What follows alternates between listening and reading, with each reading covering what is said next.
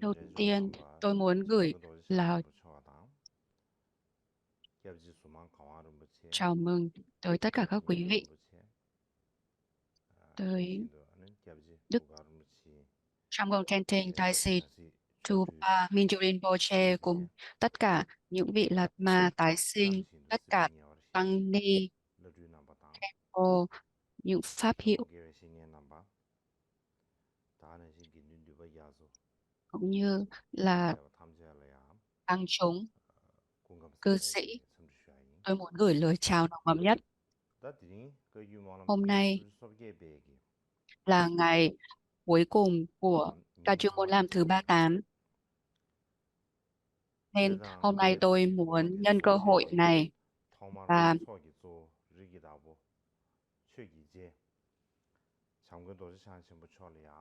ừm, tỏ lòng tôn kính tới đạo sư Kim Cang Trì Jamgon Khenting Taisi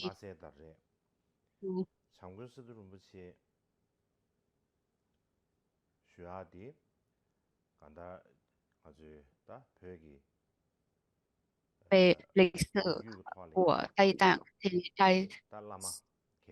Taisi Tu Rinpoche là một vị Rinpoche rất quan trọng của Tây Tạng.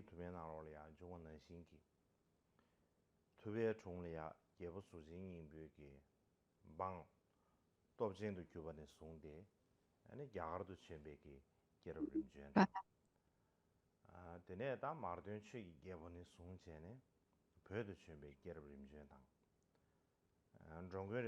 và Ngài là tái sinh của Mapa, và ở Tây thì có truyền thống thực hành rất của Kama Kamsang.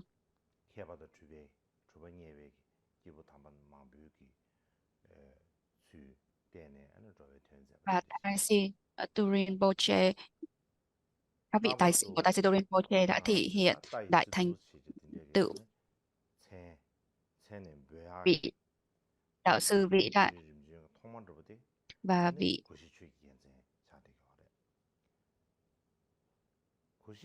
tài sĩ tu đầu tiên.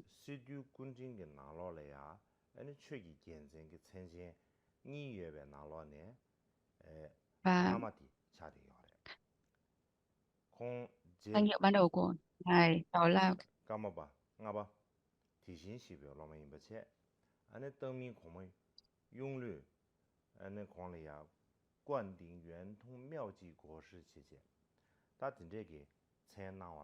và từ lúc đó trở đi, ngài có danh hiệu là Quan Hình.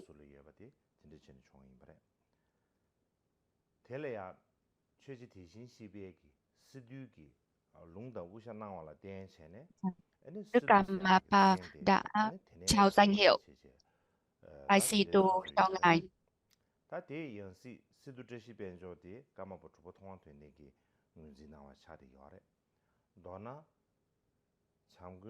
Và Taisitu hiện tại là đệ tử của Đức Karmapa thứ 16.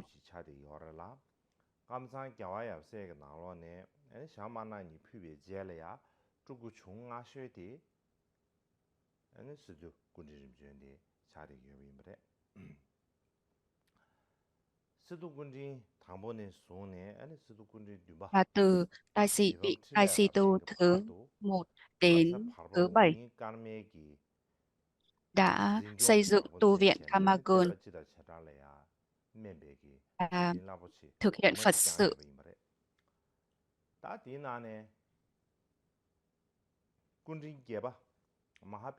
Và vị Taisitu Pa thứ 8 rất quan trọng Kamakamsang, và đồng thời ngài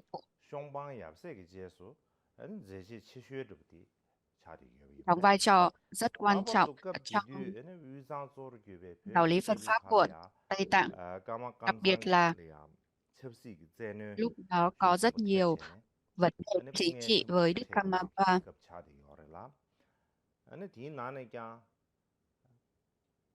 Và Đức Karmapa thứ 12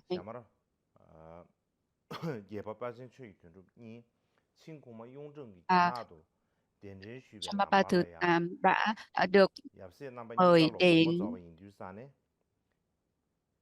Trung Quốc và cả hai đều đã nhập diệt Niết Bàn. Và do đó đây là một tình huống rất là khó khăn. Và do đó vị Đại Sĩ Tu thứ 8 có một vai trò rất quan trọng để bởi vì lúc đó thì giáo lý Phật Pháp đặc biệt là ca chu bị suy giảm.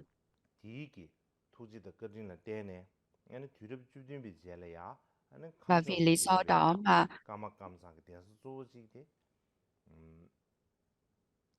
ở Kham thì tu viện chính của Kamakamsang đó là Panpong, và nó có tất cả những chủ đề khác nhau như là về triết học Phật giáo, chiêm tinh học, y học vân vân.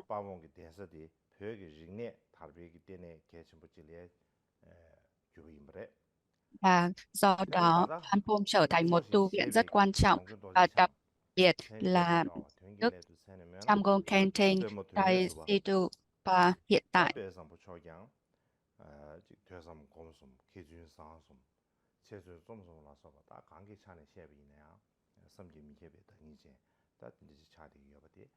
là một đạo sư với tất cả những phẩm tánh giác ngộ. Và Ngài đã thành lập Panpong Sherap Linh và cũng như là thành lập rất nhiều những tu viện Panpong ở khắp nơi trên thế giới và tiếp tục duy trì Panpong ở Tây Tạng. Và Ngài cũng đã công nhận rất nhiều những vị Đạt Ma tái sinh Rinpoche trong dòng Kama.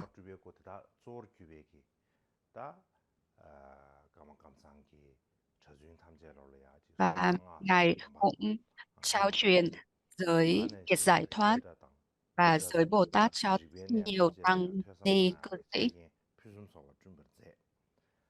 và đồng thời cũng trao truyền giáo lý ở tất cả những lĩnh vực khác nhau. Và vì vậy Ngài có ảnh hưởng rộng khắp.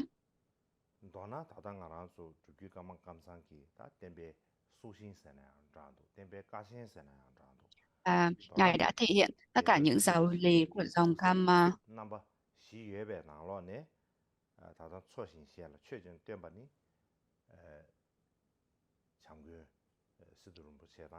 Và trong những điện tử gần gũi của Đức Karmapa thứ 16 đó là trong số đó là trăm con Kenting Tai Se Tu thứ 12.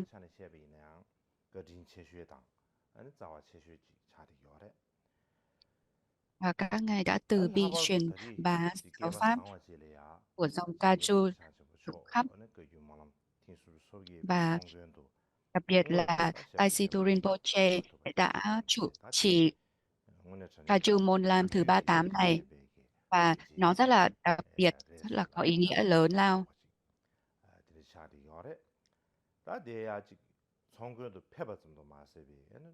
Và không chỉ vậy, Ngài cũng trao truyền những giáo lý về Đức Di Lặc như là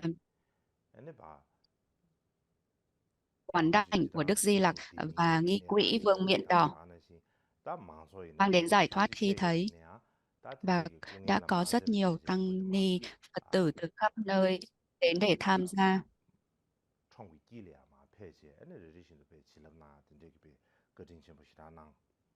Và chúng ta rất là may mắn vì có được cơ hội này. Và Rinpoche có linh kiến nói rằng là chúng ta sẽ phải trì tụng vua hạnh nguyện 1.000.000 lần, như là bổn nguyện kim cương 1.000.000 lần, và vì vậy nó có ý nghĩa rất là lớn lao. Và do đó tôi muốn thể hiện sự hoan hỉ của tôi tới hoạt động Phật sự vĩ đại và đầy ý nghĩa này. Khi chúng ta nói về Đức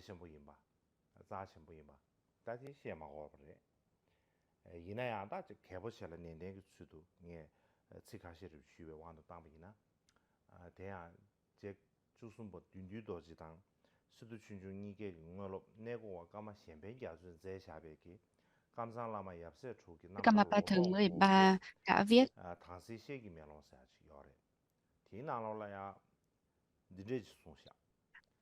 tiểu sử về các đạo sư vĩ đại của dòng Kamakajo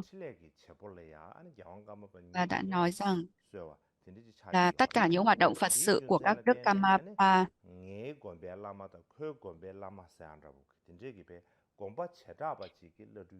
là hợp nhất, và do đó chúng ta không thể phân chia là tu viện này, tu viện khác, hay truyền thống này, truyền thống khác, nhánh này hay nhánh khác. Và vì vậy, chúng ta phải tôn trọng tất cả những thiện tử của Kamakayo và không có bất cứ sự phân biệt chia rẽ nào.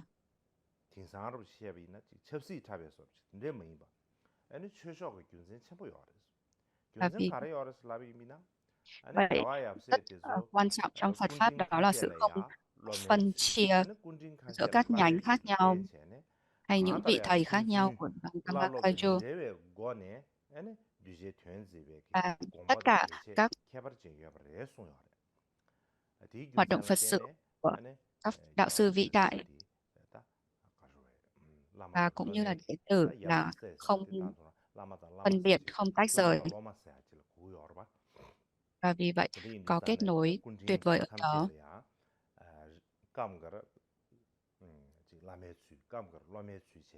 À, trong dòng truyền thừa Kaju thì là đôi khi các ngài thị hiện là đệ tử, đôi khi các ngài thị hiện là đạo sư, mà các ngài vốn là bất phân.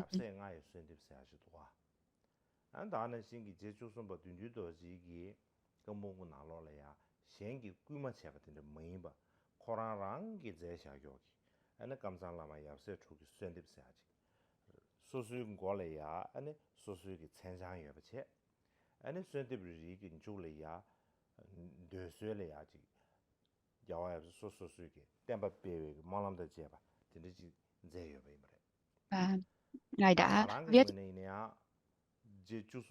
bài cầu nguyện vì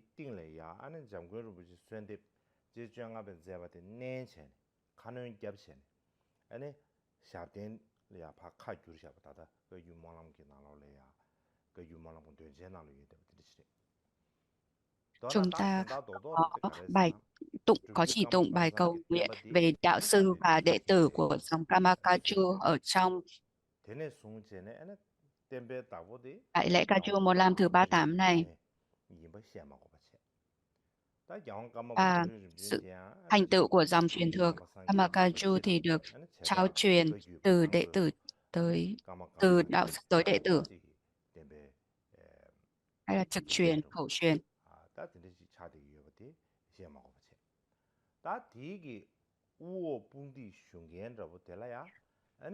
Ta về đệ tử chúng ta có Jamgo Kongtrul, Shama, Taisitu. Đó là những đệ tử chính của Đức Karmapa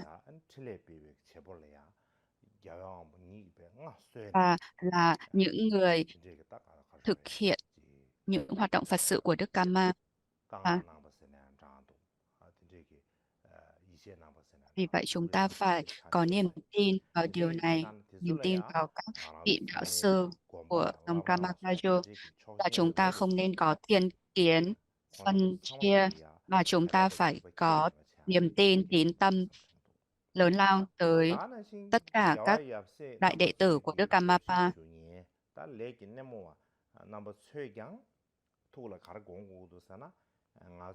Chúng ta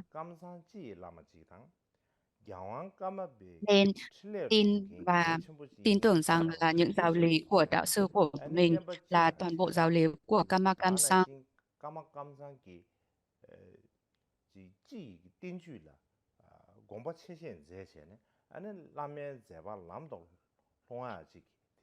Và vì vậy Chỉ giữ hay hộ giữ những giáo lý của Kamma Kamsa là một nhiệm vụ rất quan trọng cho các đệ tử của dòng Kamma,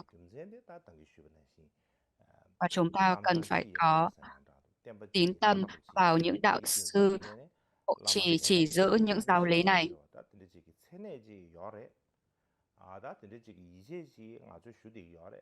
và chúng ta cần phải có niềm tin, có tín tâm vào nó. Và để điều đó xảy ra thì tất cả những đệ tử, những người phụng sự của Dharma nên suy nghĩ về điều đó và nên có cùng một thái độ tín tâm. Ở đây trong Kajju Monlam,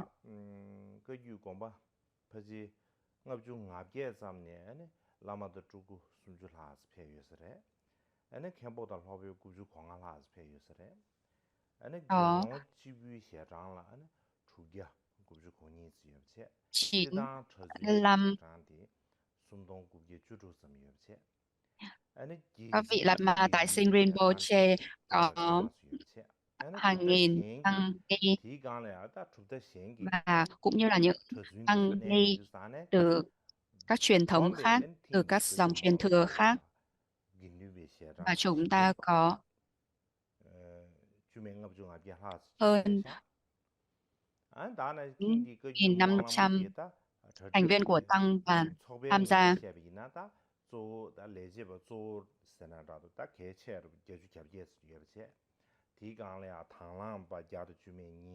Cũng như là có rất nhiều những tình thiện nguyện viên, người đã trợ giúp tổ chức cho đại lễ Kajju Monlam này.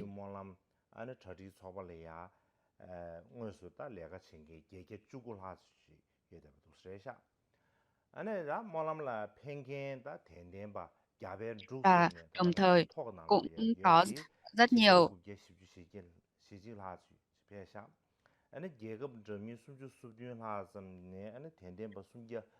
những Phật tử đến từ Ấn Độ, Nepal, Tây Tạng và cũng như là tất cả những quốc gia khác ở trên thế giới. Nên là có rất nhiều người đã tham gia Kajju Monlam này, như tất cả quý vị có thể thấy.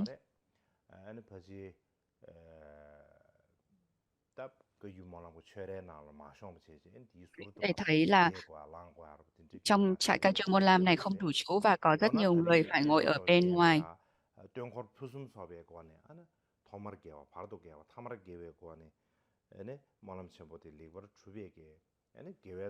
Và do đó chúng ta có tất cả những công đức từ ban đầu ở giữa đến cuối cùng để hồi hướng cho tất cả mọi chúng sinh đạt được giác ngộ viên mãn, quả viên mãn, và chúng ta cũng hồi hướng để cho thế giới được hòa bình, chiến tranh kết thúc, đại dịch kết thúc, thiên tai kết thúc.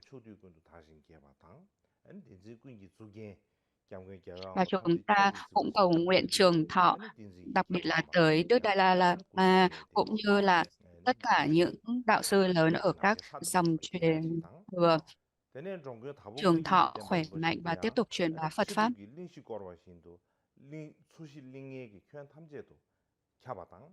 để cho giáo lý Phật Pháp có thể được truyền bá rộng khắp, và tất cả mọi chúng sinh thì có được an bình và kết nối và thực hành Phật Pháp, và tất cả mẹ hiền chúng sinh của chúng ta, dù có kết nối thiện lành hay là không thiện lành, đều nhận được sự gia trì của tam tam bảo và tam gốc để đạt được Phật quả viên mãn. Và đó là mong cầu của tôi, và cho tất cả các quý vị cũng có mong cầu như vậy và hỗ trợ mong cầu này.